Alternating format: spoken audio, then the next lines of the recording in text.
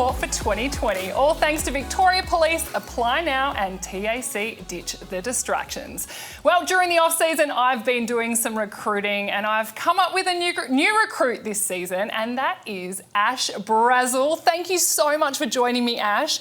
I know you'd probably rather be out there on the court, but I've got you in here. How's that knee going? Oh, B, no better place to be. Thank you for having me.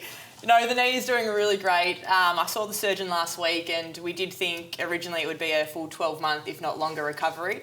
But we're at the stage now where he's hoping I could be on court from 6 to 7 months. So countdown's on and watch this space. Oh, what are we learning right now from you? Now we know season 2020 has thrown up so much already. We don't want to get stuck into too much of the whole coronavirus and what's happened with all the teams, but we do need to talk about the hubs, and that the two Victorian teams, the ones closest to our heart in the Magpies and the Vixens, are currently in Queensland. They've had to be locked down in isolation for 2 weeks and will take each other on in this first round. How have they been going? Well, I actually was on a Zoom call this week with my team, and they all seem in really good headspace. I feel like it's more like a camp environment before we get into the season, but yeah, they're just fully focused on, I guess, the game ahead against the Vixens, and I think it would be hard being in the same hotel, you know, can we see each other, can we not? But yeah, no, everyone seems really good at the moment. Yeah, spirits are certainly high. It would be tough being in that situation. But we also are hearing things are changing all the time, and we are hearing that the Queensland borders could be closing. So the current setup in Super Netball for the first couple of rounds is that there's 4 teams who are hubbing in New South Wales, 4 teams in Queensland. I think the idea is to get everyone into Queensland to try and get as many games as they can possibly come. But we know everyone has to be flexible, everyone has to be adaptable. How do you think that plays with the players' mindset at the moment in preparing just even to get out there on court? Well, it makes sense, right? Get everyone to Queensland, let's just get this season going and get it going quick, because COVID is spreading pretty quickly. But I just think there's 2 types of athlete at the moment. There's an athlete that just rolls with it, could be single, just wants to play netball. I don't care where it is in Australia, I just want to play. And you have other athletes, you know, family at home, partners at home, and, you know, they want to know when they're doing things, when they're training, when they're playing, where they'll be, and it's just an era now that we just don't know what's going to happen. So in my opinion, we need to see players adapt, and hopefully they can do that to see the results on the court. One way in which we are seeing players adapt, which I am loving, and 2 of my former teammates in Weston and Emily Mannix, because on social media they are putting out some great content. They are keeping it lighthearted, it seems. Take a look at this. They are absolutely dominating TikTok, and it doesn't surprise me with these 2 players, because we both know their personalities. They like to have a little bit of fun and not take it all too seriously. And very smart by the Vixens. Putting them together in a room is just, you know, it's priceless. You can't pay that. That is just perfect. I just wait every day. I'll wake up, I'll check on my Instagram, has Joe or Emily put something up, because it makes my day, especially in Melbourne. Like when we're stuck at home, I want to see that creativity from the girls. And to all the Super Netball fans out there, make sure you keep tabs on all the players' socials, because they are producing some great stuff across all the teams. And I think sometimes it's just a way to keep yourself entertained. Yeah. If you don't follow them too, make sure you follow them now, because they are just brilliant. And Joe and Emily, you've got us to thank for your followers increasing. It's time now, Ash, to set the agenda. When you are on your phone, you're driving blind, so make sure you ditch the distractions thanks to TAC.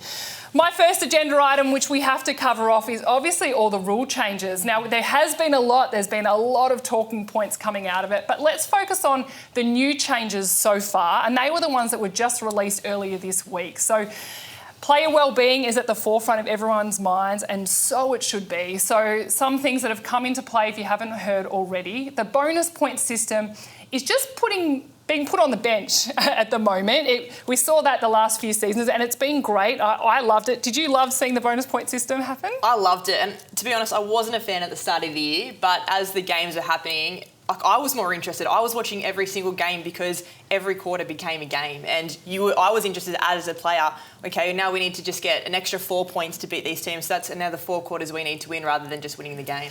But you probably would agree in that it did change the way coaches coached and probably players that came on the court at certain times because of the bonus point system. They were so desperate to get a point, you might not necessarily put some of the young guns and give them an opportunity if you wanted to win that quarter.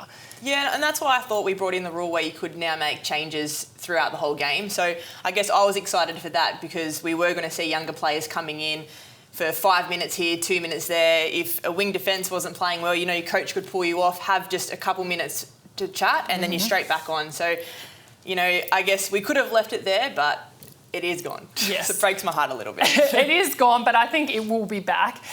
No extra time, so that makes sense from a player wellbeing point of view. We now have games on weekends and during the week, so that's a good one, I think, to bring that in.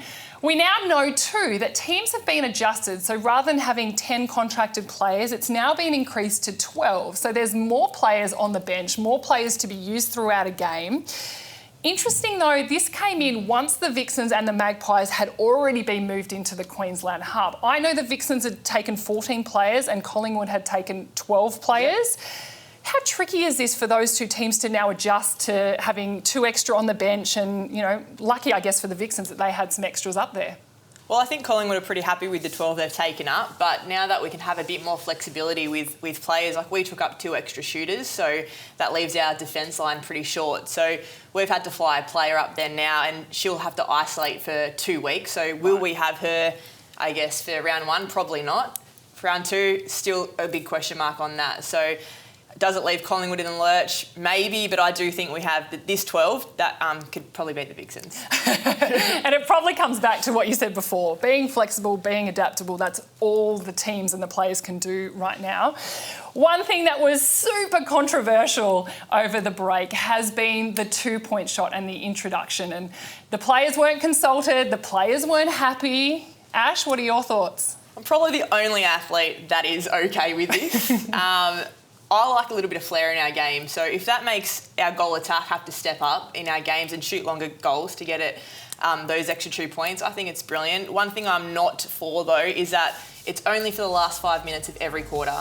And by doing that, for me, it does seem a little bit like a gimmick. If we're going to roll the 2-point shot, let's do it the whole game rather than just the 5 minutes of every quarter. And we're seeing here some of the reactions from the players, former players, and all the netball fans and media out there. It was... Do you know what? The one thing I loved about it all was the passion that you saw from the fans, because they had been asked previously if they wanted the 2-point shot in. They all said no, they didn't want it in. And so to see their passion and how much they all fight up around it just shows how many people out there we have that absolutely love our sport and they want their voices to be heard. Yeah, and not just, I guess, the players, but fans, people that love the game from grassroots levels. Like, this is a hot topic in my household at the moment. If I was to ever say it is a good thing for our game, I think my wife would slow me down pretty quickly. She's definitely not a fan about it. But what do you think about the 2-point shot? Well, to be honest, if I was a player, I would have been furious about the process. You know me, I was always the one that was doing the Players Association thing and standing up for people. And so the process, absolutely no, was not right. Yeah. But from a media perspective and being around and seeing how much the crowd engages when that 2-point shot is on the line, I love it for that reason. I love it that it brings a goal attack more into the game. I love it that it's not just about the tall shooter, and maybe that's because I've got nightmares of being a goalkeeper playing against all those tall shooters. They're getting taller. I was getting shorter. So I do really want to see it. I wish it was in just for the whole game, so not just the last 100%. 5 minutes. That to me is something that is pretty important, but maybe that's just on trial and we'll see that come in at some stage. Yeah. Who knows? We'll go away. But please, please, please, shooters out there, embrace the 2-point shot. Have a go at it. I think the rolling subs are really going to help in how teams use that, and that you can bring on your 2-point shooters in that last 5 minutes of every quarter and they'll be fresh and ready to go. And as a wing defence, if my goal attack is, or goal shooter is shooting 2 points in like dying minutes, that's just going to make me lift and hopefully get some more intercepts for them. So go long, this is awesome. Well, that was the agenda thanks to TAC. Make sure you ditch those distractions. It's now time for the nitty gritty. That's all thanks to my friends at Lexus of Berwick. Experience amazing with us. Visit lexusofberwick.com.au. Now, I hate that we have to focus on this, but we really do need to get to it. There's been a few media gaffes over the off-season in Super Netball, but none more than this, as we're all getting so excited for the season. We see this printed in the Age TV guide. So it wasn't done by the sports journos, it was done by someone who was producing the TV guide. So many things stand out to me here, but 2.5 stars firstly for something that's live sport that hasn't even been played yet stands out to me. But just referring to the glamour side of the sport and, you know, saying it was for secondary school, you know, students, and now it's been growing, and I don't know, it's just not helpful to me that we have media like this. Yes, netball athletes, we're all open to criticism and constructive criticism, but let's just not attack the sport for the way it looks and the way the girls play the game. The girls are tough. It's not a secondary school game. How did you feel when you started seeing this pop up on Twitter? Oh, I honestly thought it was a joke. I just was a bit blown away by it all. And my first question is, one, who wrote this, and have you ever been to a netball game? Yeah. Because the athletes out there are unbelievable. They're strong women who fight to win every single day, and I just think we need to get this person a membership. Let's get them to a game and then let's rate it again. And as we're always seeing, whether it's the players or any of the sponsors wrapped around the teams, that when something like this happens, there's always quick reactions. And these reactions are the ones that entertain me the most. So well done to Puma and Melbourne Vixens, who put out this response on social media last night. Turned it around nice and quickly, but let's take a look.